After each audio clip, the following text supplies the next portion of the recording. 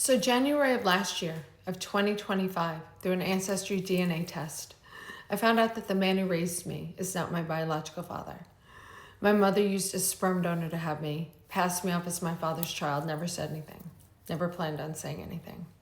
I found out because I matched with a woman on Ancestry as a half-sibling who had been raised by our biological father, knew he'd been a donor, saw that we were matching as half-siblings, reached out to me, told me she believed I was one of his biological children. It turned out that she was right. Now, I've been telling my story on TikTok, and I've had people say to me, well, so what? So what? Your father is your father. Doesn't matter. That's why I'm here.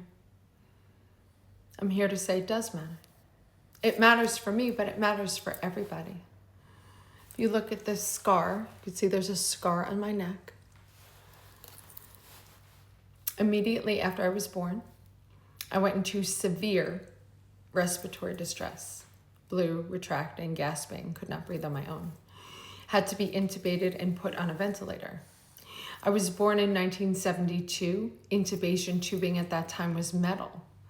I was intubated with a metal tube, put on a ventilator. On a ventilator for 4 days, I could not breathe on my own. Required a tracheostomy.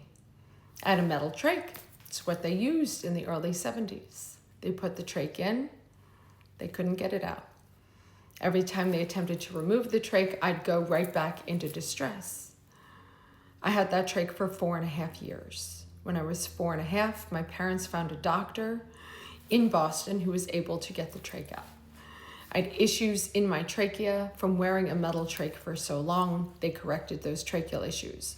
When he got the trach out, he told my parents I had vocal cord paralysis.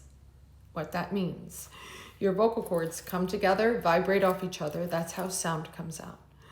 When you, person watching me, when you take a breath, you go, they open.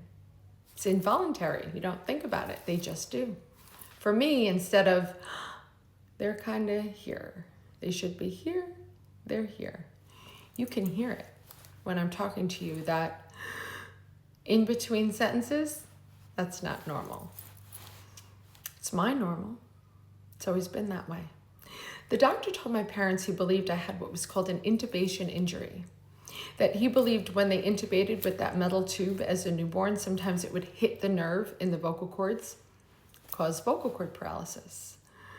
Doesn't affect me. Move on with life. I do everything like everybody else does. I work out. I can talk. Can't do the two simultaneously. But it's my normal. Fine. Move on with life. Meet my husband. We get married. Give birth to my oldest child. Immediately after Ellie, my oldest daughter, is born, immediately after I deliver her, she goes to take her first breath. She's gasping. She can't breathe. A resident was holding her. My husband heard the doctor tell that resident to, quote, show her to mom and hurry up. Resident literally held her up for a second, turned around, kicked the door open, and ran out with her. My husband looked at me. He goes, what do you want me to do? Like, go with her. My husband went to the NICU with my daughter. He was in the NICU with her for a little over an hour. Comes down, walks into the room, looks at me, says the baby's vocal cords won't open. The vocal cord paralysis was not the result of another problem. The vocal cord paralysis was the problem. I have an incredibly rare genetic abnormality that causes vocal cord paralysis.